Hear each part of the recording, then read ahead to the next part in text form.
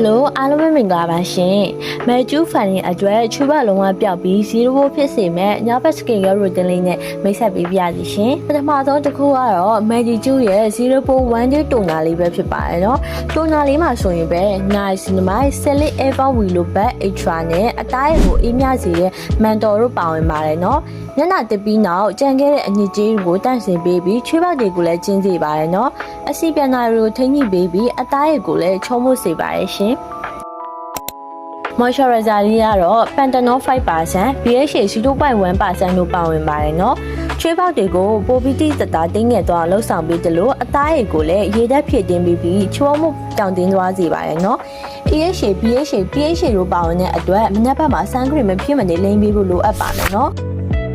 Serum လေးရဆိုရင်လည်း AHA, BHA နဲ့ PHA တို့ကစုစုပေါင်း 50.2%